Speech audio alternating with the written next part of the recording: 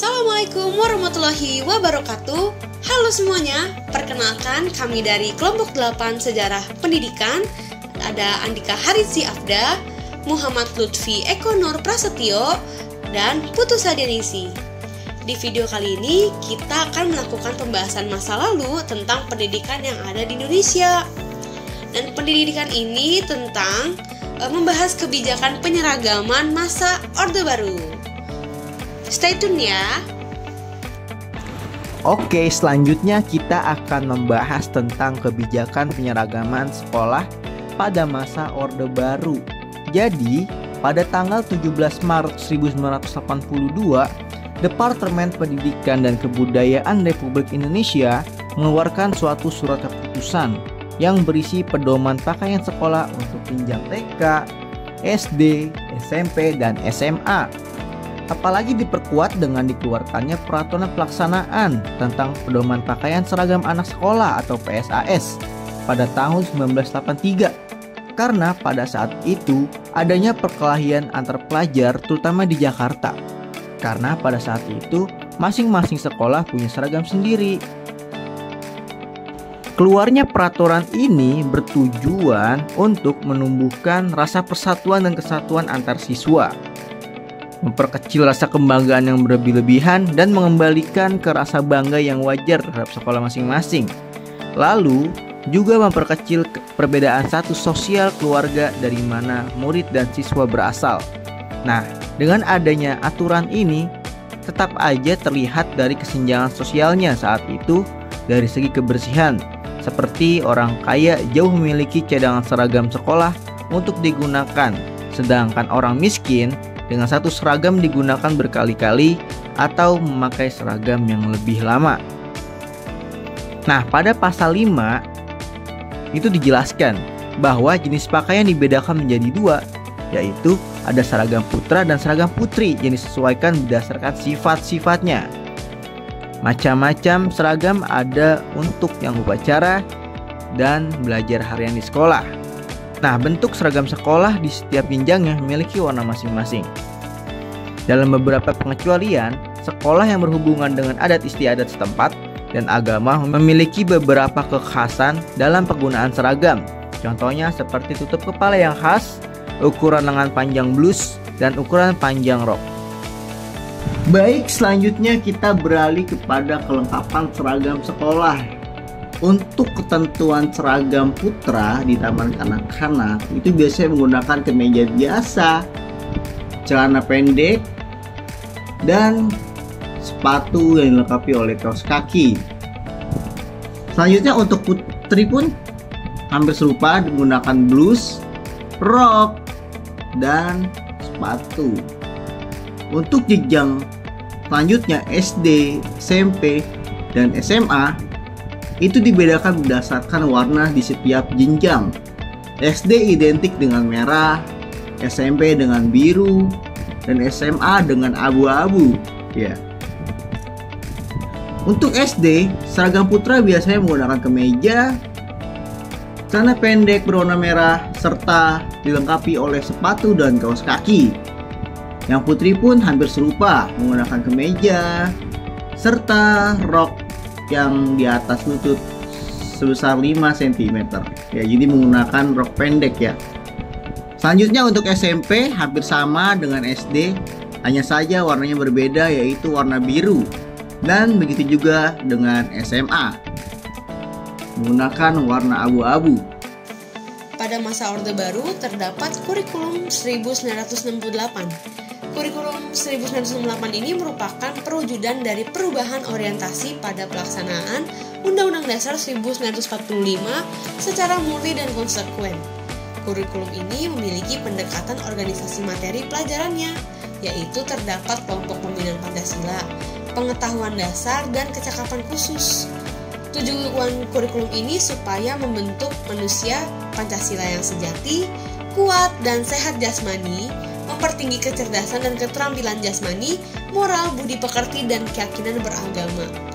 Kurikulum 1968 ini memiliki materi pelajaran yang teoritis, yang dimana dalam belajarnya tidak dikaitkan dengan permasalahan faktual di lapangan dan tidak mengembangkan aspek afektif dan psikomotorik. Peralihan sebelum akhirnya ada perubahan menuju kurikulum 1975 ada suatu yang melatar belakanginya karena pengaruh konsep MBO atau Management by Objective yang terkenal saat itu. Prosedur di kurikulum ini ada tujuan instruksional, universal atau TU, tujuan instruksional khusus TIK, materi pelajaran, perlengkapan pelajaran, aktivitas belajar mengajar, dan penilaian. Dengan kurikulum ini, tata cara, materi, serta tujuan pengajaran dirinci dalam prosedur pengembangan sistem instruksional atau yang disebut PPSI yang dikenal dengan sebutan satuan pelajaran. Dan satuan pelajaran ini adalah rencana pelajaran tiap satuan bahasan. Dan dalam pelaksanaannya banyak menganut psikologi tingkah laku dengan menekankan kepada stimulus respon atau rangsang jawab dan latihan. Menjelang tahun 1983, kurikulum 1975 ini dianggap sudah tidak mampu lagi memenuhi kebutuhan masyarakat dan tuntutan perkembangan iptek, sehingga dipertimbangkan untuk segera adanya perubahan. Karena itulah, pada tahun 1984, pemerintah menetapkan pergantian kurikulum 1975 dengan kurikulum 1984. Di kurikulum 1984 ini terdapat proses skill approach, yang berarti proses ini jadi lebih berarti dalam penerapan pendidikan. Kedudukan siswa dalam kurikulum ini menjadi mengamati suatu hal, mengelompokkan, mendiskusikan, hingga memberitahu. Dan model ini disebut cara belajar siswa aktif atau CBSA ataupun Student Active Learning. Dan CBSA ini memposisikan guru sebagai fasilitator sehingga wujud aktivitas ceramah ini tidak lagi ditemui dalam kurikulum ini.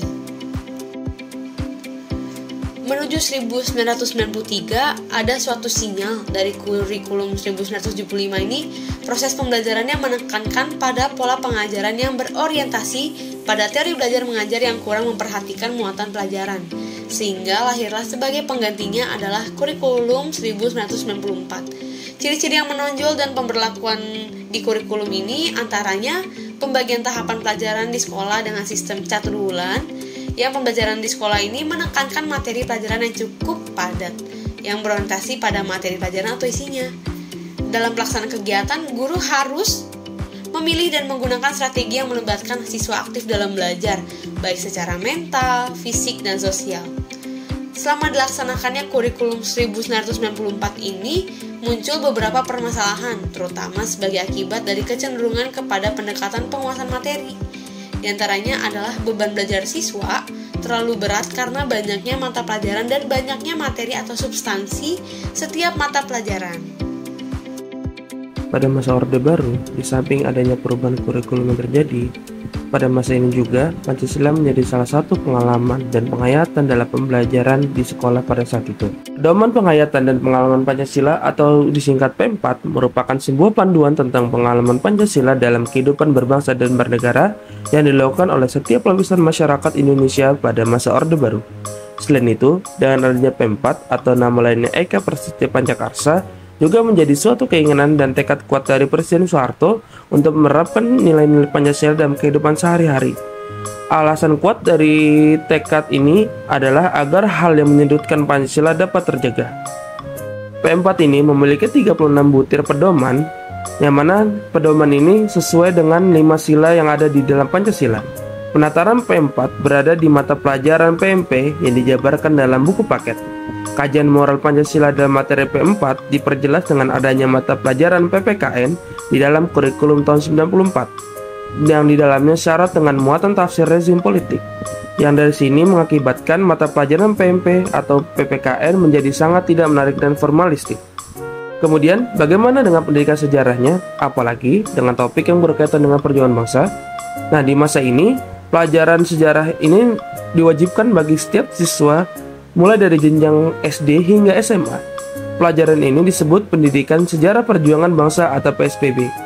Terciptanya PSPB ini dikarenakan adanya ketidakpuasan dari Presiden Soeharto terhadap kurikulum yang sebelumnya, yaitu kurikulum tahun 1975. Tujuan dari diberlakukannya Pendidikan Sejarah Perjuangan Bangsa ini merupakan bagian dari usaha untuk memberikan penyadaran sejarah kepada generasi muda Indonesia dan penanaman konteks ideologi Pancasila serta Semangat 45 yang dilakukan melalui mata pelajaran sejarah. Berdasarkan TAP MPR nomor 2 tahun 1983, dalam rangka meneruskan dan mengembangkan jiwa dan nilai-nilai 1945 kepada generasi muda Indonesia, maka di sekolah-sekolah, baik negeri maupun swasta, wajib diberikan pendidikan sejarah perjuangan bangsa. Kemudian, pelaksanaan PSBB itu sendiri menggunakan buku teks yang digunakan secara masif dan juga sistematis. Tokoh dibalik dari perancangan pendidikan sejarah dan perjuangan bangsa ini ialah Nugroho Noto Susanto. Untuk sumber materinya sendiri itu berasal dari buku teks yang berasal dari buku SNI jilid 6, kemudian buku Sejarah Nasional Indonesia untuk SMP, dan juga dari buku 30 tahun Indonesia Merdeka. Nah, itu dia pendidikan masa Orde Baru dimulai dari seragam, kurikulum, P4, dan PSBB. Dan Orde Baru ini, Pancasila menjadi salah satu penanaman dan pengamalan agar pendidikan untuk generasi saat itu lebih memahami bangsa Indonesia. Langkah-langkah Presiden Soeharto dalam kebijakan pendidikan yang terlalu terpusat dan juga otoriter membuat pemerintah saat ini memiliki dampak evaluasi baik dari sisi positif maupun negatif, serta terus menjadi objek diskusi dan juga penelitian. Berkaca dari kebijakan pendidikan pada masa Orde Baru, pendidikan saat ini perlu adanya pendekatan yang lebih terbuka, inklusif, dan juga mendukung pemahaman yang kritis terhadap nilai-nilai dan sejarah bangsa, dapat membantu menciptakan generasi yang lebih berdaya, kritis, dan juga memiliki identitas nasional yang kuat. Demikian kebijakan penyeragaman Orde Baru oleh kami. Wassalamualaikum warahmatullahi wabarakatuh.